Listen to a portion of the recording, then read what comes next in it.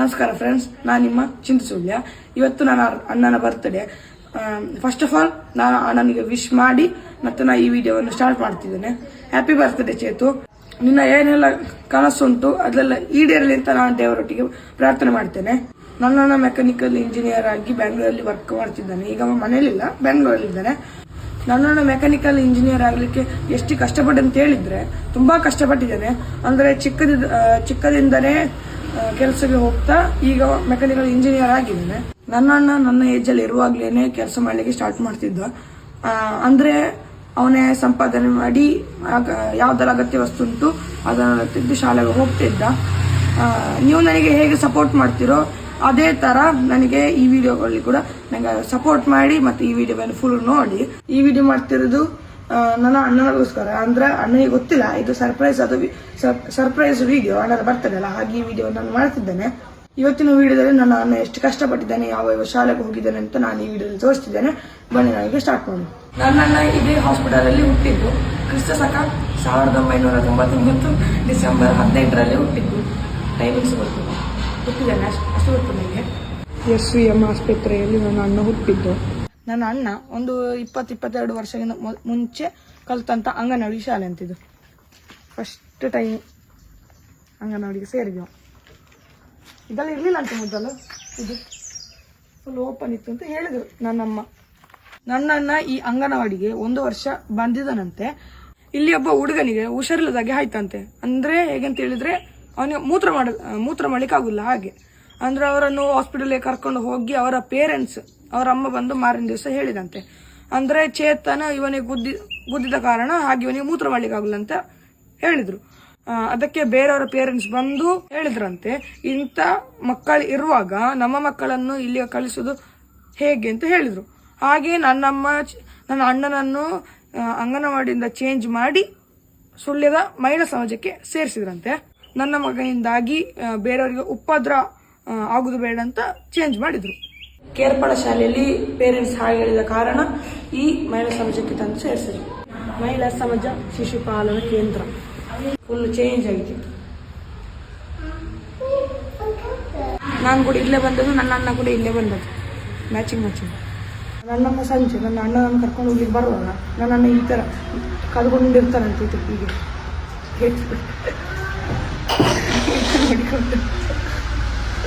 ನನ್ನನ್ನು 6 ತಿಂಗಳು ಸರಕಾರಿ ಹಿರಿಯ ಪ್ರಾಥಮಿಕ ಶಾಲೆ ಕೇರ್ಪಳದಲ್ಲಿ ಓದಿದ್ದು. ಇದು ನನ್ನ ಅಮ್ಮನವರು 6 ತಿಂಗಳು ಇಲ್ಲಿ ಕೇರ್ಪಳದಲ್ಲಿ ಮನೆ ಮಾಡಿಕೊಂಡಿದ್ರು ನನ್ನ ಚಿಕ್ಕದಿರುವಾಗ. ಮತ್ತೆ ಯಾವುದೊಂದು ಕಾರಣದಿಂದ ನನ್ನ ಅಮ್ಮನವರು ಮನೆಯನ್ನು ಬೇರೆ ಕಡೆ ಶಿಫ್ಟ್ ಮಾಡಿದ್ರು. ಹಾಗೆ ನನ್ನ ಅಣ್ಣ ಇಲ್ಲಿ 6 ತಿಂಗಳು ಇದ್ದದ್ದು ಮತ್ತೆ ಬೇರೆ ಶಾಲೆಗೆ ಸೇರಿಸಿದ್ರು. ಕೇರ್ಪಳದಲ್ಲಿ 6 ತಿಂಗಳು ಓದಿದ ನಂತರ ಈ ಶಾಲೆಗೆ ಬಂದು ಸೇರಿದ. ಸೈಂಟ್ ಬ್ರಿಜಿಟ್ ಶಾಲೆಯಲ್ಲಿ 1ರಿಂದ 7ನೇ ತರಗತಿಯವರೆಗೆ ನನ್ನಣ್ಣ ಇಲ್ಲಿ ಓದಿದ್ದಾನೆ. ನೋಡಿ ಚತ್ತು, ನೀನು ಓದಿದಂತ ಶಾಲೆ 1ರಿಂದ 7ರವರೆಗೆ ಫುಲ್ ಚೇಂಜ್ ಆಗಿದಲ್ಲ. ಮೊದಲು ಅಲ್ಲೆಲ್ಲ ಎಲ್ ಶೇಪ್ ಟೈಪಲ್ಲಿ ಇತ್ತಂತೆ ಶಾಲೆ, ಅಂದ್ರೆ ಅಲ್ಲಿ ಹಂಚಿನ ಶಾಲೆ ಇತ್ತಂತೆ. ಈಗ ಇಲ್ಲ, ಈಗ ಬರೀ ಫುಲ್ ಚೇಂಜ್ ಆಗಿದೆ. ನೋಡಿ ಚತ್ತು, ಫುಲ್ ಚೇಂಜ್ ಆಗಿದಲ್ಲ. 8ರಿಂದ 10ನೇ ತರಗತಿಯವರೆಗೆ ನನ್ನಣ್ಣ MGM ಹೈಸ್ಕೂಲ್ ಶಾಲೆಯಲ್ಲಿ ಓದಿದ್ದು. MGM ಅಂದರೆ ಮಹಾತ್ಮ ಗಾಂಧಿ ಮಲ್ನಾಡ್ ಹೈಸ್ಕೂಲ್. ಈ ಶಾಲೆ 2 ವರ್ಷಕ್ಕಿಂತ ಮೊದಲು ಇದು ಬಂದಾಗಿದೆ. ಯಾಕಂತ ಹೇಳಿದ್ರೆ ಇದು ಕನ್ನಡ ಮೀಡಿಯಂ ಆದ ಕಾರಣ.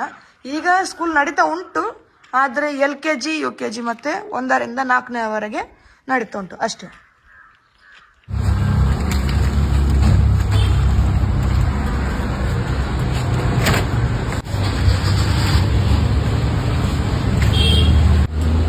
ಇದು ಹಾಲಿನ ಟ್ರೇ. ನನ್ನ ಅಣ್ಣ ಇದೇ ತರ ಬೆಳಿಗ್ಗೆ 4:15 ರಿಂದ 7:30 ಗಂಟೆ ತನಕ ಮನೆಗೆ ಹಾಲು ಹಾಕ್ಲಿಕ್ಕೆ ಹೋಗ್ತಿದ್ದ. ಮತ್ತೆ 7:30 ಗಂಟೆಯಿಂದ ಶಾಲೆಗೆ ಹೋಗ್ತಿದ್ದ.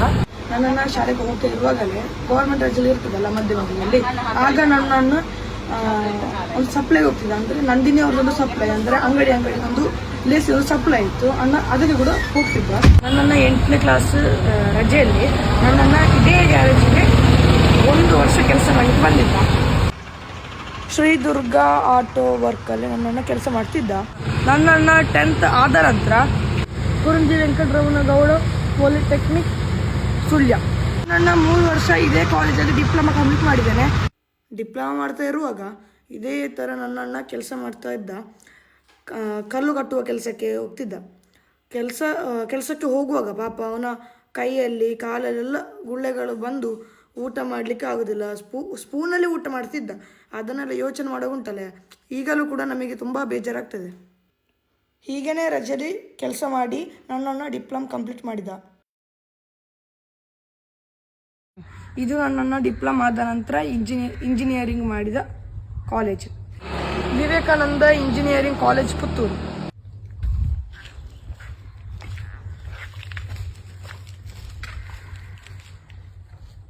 ಇದು ನನ್ನ ಅಣ್ಣನ ಫೇವ್ರೆಟ್ ಗುರುಗಳ ಮನೆ. ಅವರು ನನ್ನ ಅಣ್ಣನಿಗೆ 8ರಿಂದ 10ನೇ ತರಗತಿಯವರೆಗೆ ನನ್ನ ಅಣ್ಣನಿಗೆ HM ಆಗಿದ್ರು. ಬಣ್ಣ ಈಗ HM ಅನ್ನು ಮಾತಾಡಿಸುವ.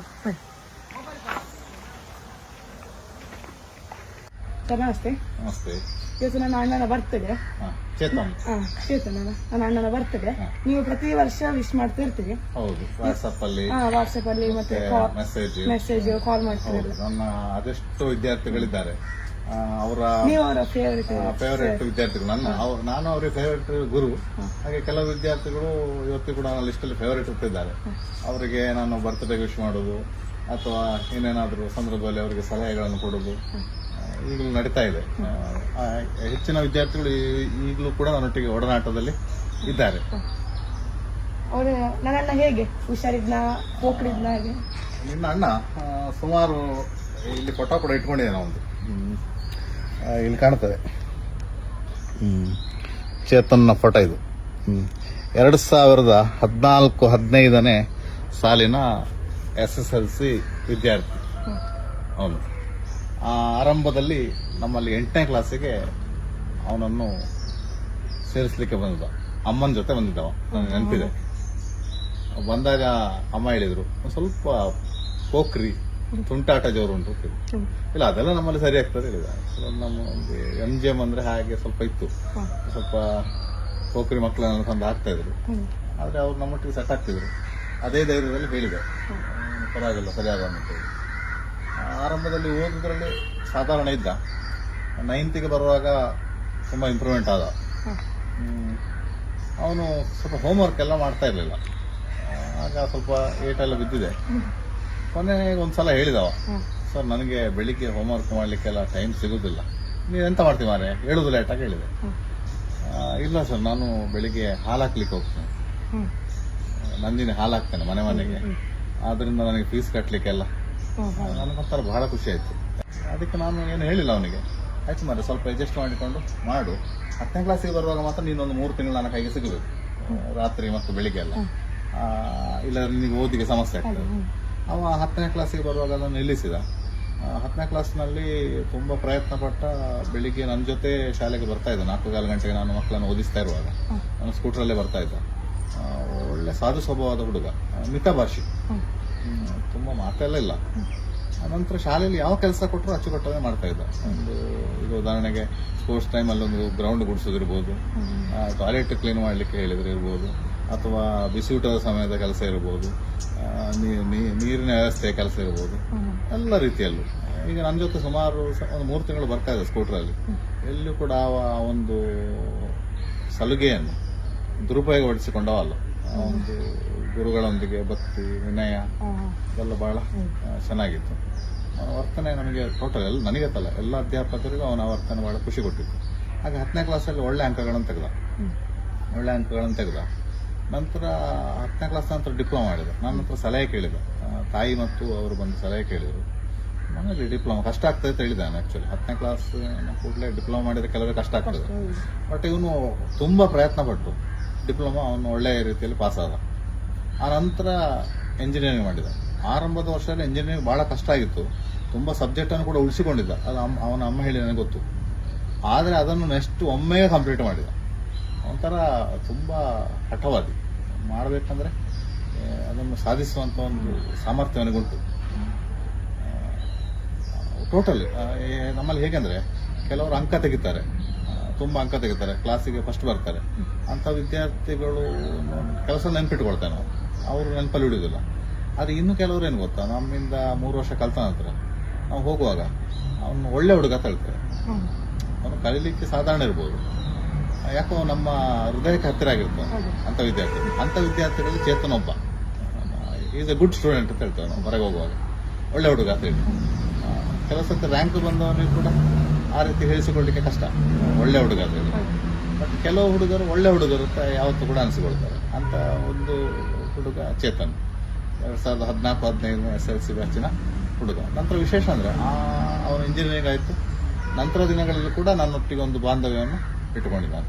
ನಾನು MGM ಬಿಟ್ಟ ನಂತರ ಮನೆಗೆ ಬಂದು ನನ್ನನ್ನು ಒಂದು ಸನ್ಮಾನಿಸಿ ಹೊರಟು ಹೋದ ಕ್ಷಣಗಳು ಈಗಲೂ ನನಗೆ ನೆನಪಿದೆ.